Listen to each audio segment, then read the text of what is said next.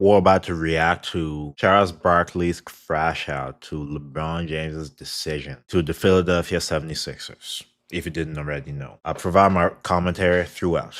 Let's get into it. What's going on, big boy? How you doing, man? How's everything? I was good till y'all ruined my damn day. I was heading to the damn golf course. I had to turn around because y'all just do Charles Barkley he always keeps it direct. Doesn't beat around the bush. this announcement. Don't interrupt my damn summer schedule. I'm playing golf every day this week. Now y'all piss me off. Why does everybody now play golf? What's up with that? Why is everybody into golf now?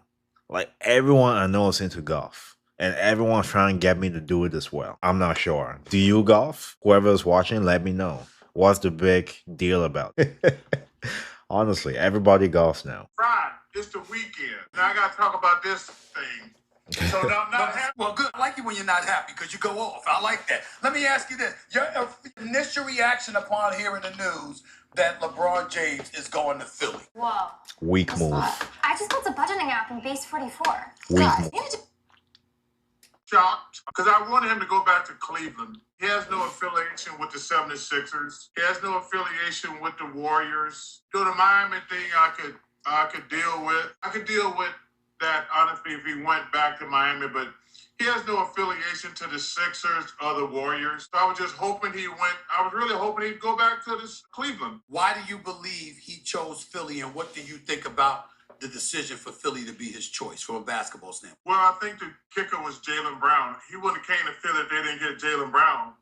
That's a fact. He came to Philly because it's the best team, really, that I could have went to. Out of all those teams, they're by far the best team. They have Joel Embiid, Jaylen Brown now, Maxey, Edgecombe, which had a pretty good rookie year. I already said Joel Embiid, and they're adding LeBron James to that. And I'm sure their bench is also very good. I didn't watch the Sixers very much, but they're a pretty solid team.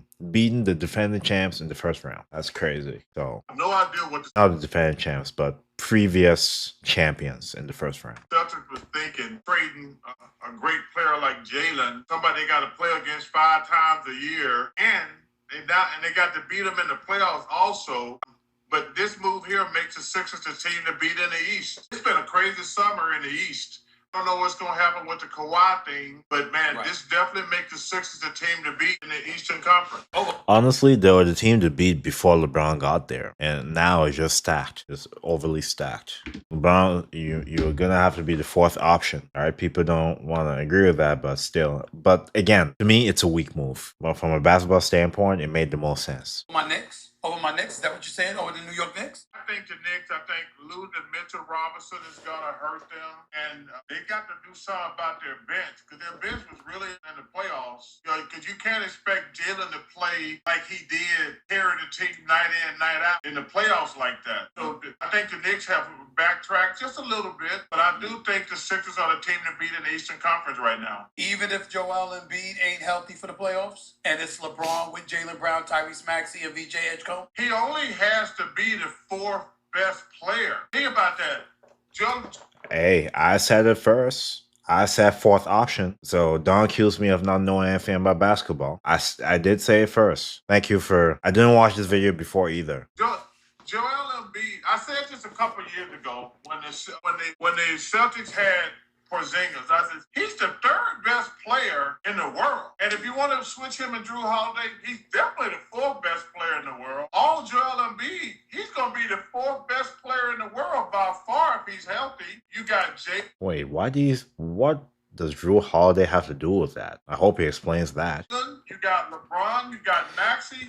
Embiid. This is crazy. I did not know Embiid was averaging that much last year. That's a quiet 27 points a game. This is how the NBA has become. Like, these guys just put up 30s. Of course, because the pace of play is higher and there's no defense. If he can stay healthy, he would be the 4th best player in the world by a long shot. If he gets back to an all-star level, if he gets to an MVP level, it's a wrap. But if he can get back to a solid 4th guy, the Sixers going to be tough to beat. Talking to Charles Barkley right here with Stephen A. I got to ask you, when you think about, you said you were disappointed because LeBron, you thought he should go back home going to Cleveland. You would not have had a problem with Miami. Clearly, it seems that his vision is, number one, Philadelphia probably gives him a better chance to win a championship than Cleveland or Miami if he were on those teams. That would be my first question to you. Do you think being on Philly gives him a better chance at a championship than he would have had he joined Cleveland or had he joined Giannis and Bam Adebayo in Miami? I think Cleveland, if he had went to Cleveland, they would have been my favorite in the East. They were in the Eastern Conference Finals last year. That's true. And I just think losing that game one, they never got over that. And if you put LeBron with them, Especially the way they lost. Because I did watch the games. Their bench is pretty solid. I thought Cleveland would have been the favorite in the East, in my opinion. Now, the Knicks are going to be right there.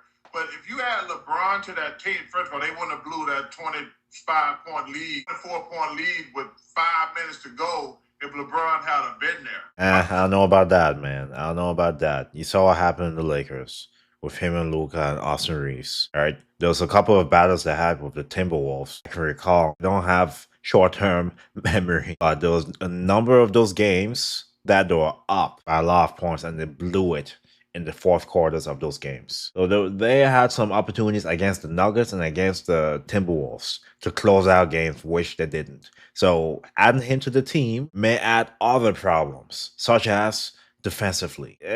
You like him and you're being too nice here. I don't agree with that at all. Clearly, this makes the Sixers a team to beat in the Eastern Conference. And man, you look like I say, listen, man, I don't know what's going to happen with the Kawhi thing. Your Knicks are going to be good. The Atlanta Hawks have gotten better. Kawhi? I'm trying to think who else. The Wizards might be good. If they can get a healthy Anthony Davis, and they got AJ, they got Trey. So the Eastern Conference has got a lot better over the summer. So can LeBron Still not better healthy? than the West. Can Joel stay healthy? Those are serious questions to ask. But on paper, the Sixers are going to be the favorite. Agents are new software. Endless inputs, determinants to come. Build them the old way, and they break. LeBron James, if he were to win a championship in Philly, it would be his 4th different team he's won a title with. So? Everybody's going to have their opinions about that. What would Charles Barkley's opinion be that he's going to yet another team, a different team, a 4th team to win a championship? What would your thoughts be about that? First of all, it won't be by his doing because, again, he's going to have to be the 4th option if it works, if he wants it to work. If you want to be the number 1 guy, you're not winning anything. You blew it that first year in Miami. You blew it in Cleveland. This bubble happened many years ago, but again, the scrimmage tournament, you're going to have to be the 4th option. Will his ego let him do that? We're not sure about that. Well, I think number 1, it would be incredible. But the number 1 knock on LeBron for older guys like myself has always been, yo, man, you always stacking your team. He stacked it in Miami. He stacked it in Cleveland. He stacked it in LA. Now he's stacking it in Philly. So that, to me, shameless. I'm going to still have the same criticism I've always had. Shameless. He's always stacked his team. And people can say what they want to. I've always told people LeBron's the 3rd best player I've ever seen. And despite all of that, I wouldn't even put him in the top 5, to be honest. I wouldn't. There's this integrity, competitive fire, wanting to annihilate your opponents, not team up with them. It's just a different mindset nowadays. Michael and Kobe. When you're dealing with LeBron and the Stepford wives, if you don't say he's the greatest, you put like blasphemy. His crew, they're like Stepford wives. You have to say he's the greatest. He can't be the 2nd. He can't be the 3rd. That's why I call them Stepford wives. Even the men are Stepford wives. So, listen, LeBron's great. But like I say, my criticism, like, yo, man, he always makes sure he has the best players. And one of the reasons I always give Michael the advantage is Michael got his head beat in by the Pistons and the Celtics before he finally like, no, I'm going to get bigger, stronger, faster. And that's life. When you go into something you're new in, you'll fall down. You'll get beat up. You'll look bad.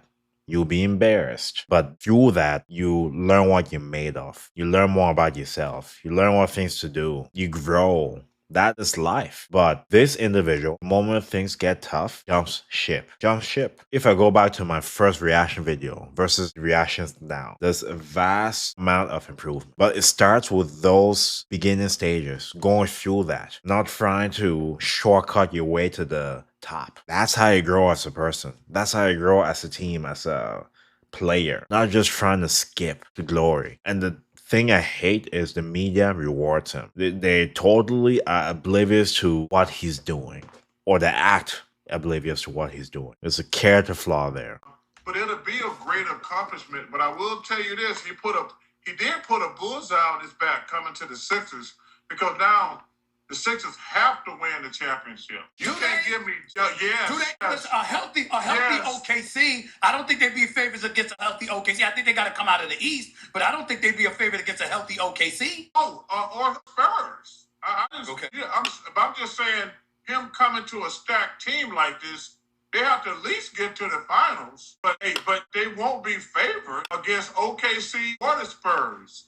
But they are definitely going to be favored to come out of the East. Charles Barkley, in fairness, when people hear you say going to a team a stacked deck, I've never asked you this question, but I've heard other people get on you about this, so I'm going to ask you right for the audience. You did depart from Philadelphia. You end up in Phoenix. Dan Marley, Kevin Are they really comparing that to that? Are you guys really that pathetic? There's context to everything. So you're going to a team with a guy that came off a career high in average. I'm talking about Jaylen Brown. That's on the team now. Maxey, career high. Joel Embiid, close to his career high. And you had the runner-up for Rookie of the Year.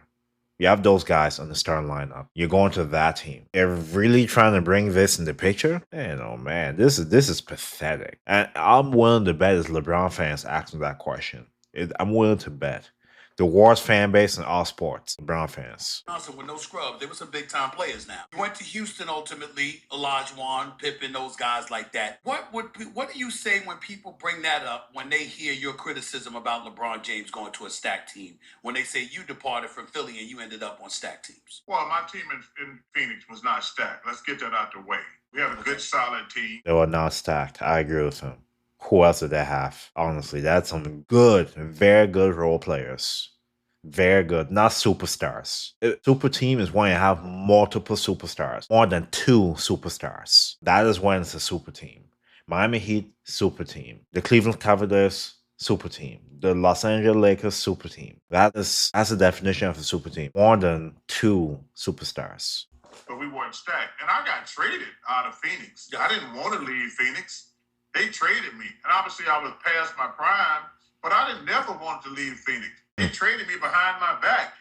What's really funny about that, I got a call from the Rockets asking me was I going to hold out and ask for a new contract. They're not going to trade me. I'm the only player we got. I was totally blindsided when I got traded from the Suns to the Rockets. Wow. I never wanted to leave Phoenix. And listen, when I got traded to the Rockets, I was already cooked. But I've never tried to stack my team. Even when I got traded out of Philly, I didn't hold anybody hostage. I said, just get me out of here and trade me anywhere. And don't say, listen, I did not say trade me to a powerhouse. The Suns were not a powerhouse when I got there, to be honest with you. Charles Barkley. That's a fact. Anyways, I'm going to stop there because this video is 29 minutes long and I'm not going to watch that whole thing. But I just wanted to capture the LeBron decision and his reaction. But anyways, thank you so much for watching this with me. Let me know your thoughts in the comment section. Stay tuned for more reaction videos. God bless.